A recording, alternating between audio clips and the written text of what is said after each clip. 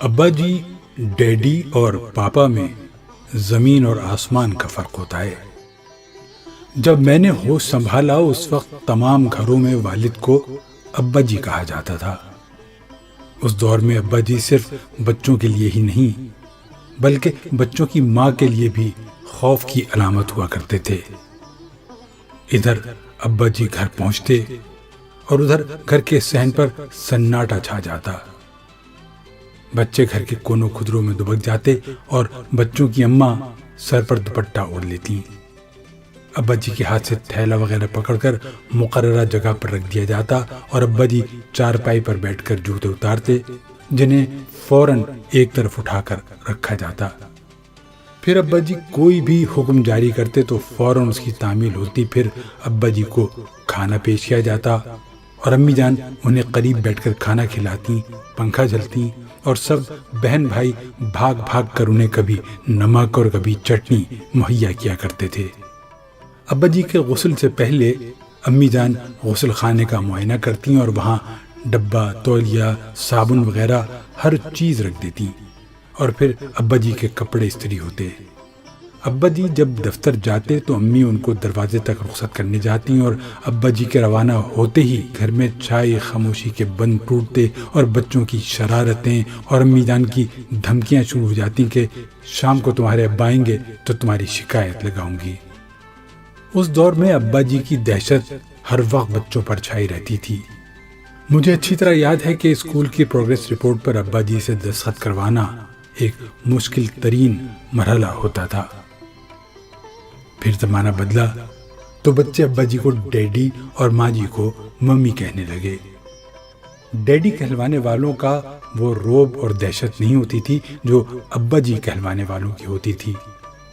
Daddy وہ حضرات تھے جو عورت اور مرد کی برابری پر یقین رکھتے تھے اور ان کا خیال تھا کہ بیوی اور بچوں کو ڈرا کر رکھنے کے بجائے ان سے دوستانہ تعلقات ہونے چاہیے۔ چنانچہ ڈیڈی حضرات حکم آخر جاری کرنے کے بجائے مشاورت پر یقین رکھتے تھے اور گھروں میں ان کا طرز عمل ابا صاحبان سے کافی بہتر ہوتا تھا، جو مخاطب کی پوری بات سنے بغیر ہی جوتا اتار لیا کرتے تھے۔ ڈیڈی کہلوانے والے صاحبان کو اگر کھانے میں کوئی نقص نظر آتا تو وہ انتہائی شائستگی سے اس کی نشاندہی کرتے اور ابا صاحبان کی طرح کھانا صحن میں اٹھا کر نہیں پھینکتے تھے۔ ڈیڈی کہلوانے والے بچوں کے سوالات کے جوابات انتہائی پیار و محبت سے دیتے اور بیوی کی طرف سے اٹھائے گئے سوالات و مطالبات کے جواب بھی خندہ پیشانی اور دل بری سے دیتے اور گھروں میں توازن کی فضا برقرار رکھتے تھے۔ زمانہ اور آگے بڑھا اور ابا صاحبان کو پاپا اور والدہ کو ماما کہا جانے لگا۔ یہاں سے گھروں میں ایک بڑی تبدیلی آنی شروع ہوئی اور گھر میں حکمرانی کا تاج پاپا کے بجائے ماما کے سر پر سجایا جانے لگا اور پاپا کی حیثیت گھر میں ایک عام شہری جیسی ہو گئی۔ پاپا صاحبان جب دفتر سے گھر واپس آتے ہیں تو ان کی طرف کوئی متوجہ نہیں ہوتا۔ ماما ٹی وی دیکھتی رہتی ہیں اور بچے موبائل فون پر مصروف رہتے ہیں۔ پاپا حضرات کپڑے وغیرہ تبدیل کر کے کھانا مانگتے ہیں تو ماما کہتی ہیں ذرا صبر کریں، ڈرامے میں وقفہ آتا ہے تو کھانا دے دیتی ہوں۔ اگر پاپا موصوف زیادہ بھوک لگی ہونے کی شکایت کرتے ہیں تو ماما کہتی ہیں کہ دفتر سے نکلتے ہی فون کر دیا کریں، میں کھانا گیٹ پر ہی رکھ دیا کروں گی۔ اس جواب کے بعد پاپا دبک کر بیٹھ جاتے ہیں اور ڈرامے میں وقفے کا انتظار کرتے ہیں۔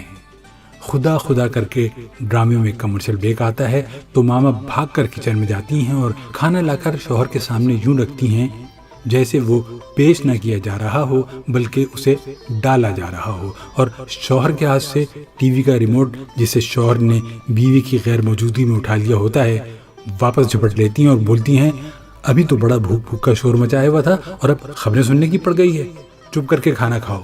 اور اگر پاپا کھانے کے بعد ٹی وی کا ریموٹ دوبارہ مانگتے ہیں تو ماما کہتی ہیں کہ چپ کر کے جا کر سو جائیں، اور یوں پاپا حضرات دم دبا کر سونے چلے جاتے ہیں۔ آج کے پاپا کی حیثیت اے ٹی ایم مشین سے زیادہ نہیں رہ گئی ہے، اور میں یہ سوچتا ہوں کہ کہاں وہ کل کے ابا جان اور کہاں آج کے پاپا، زمانہ کیا سے کیا ہو گیا۔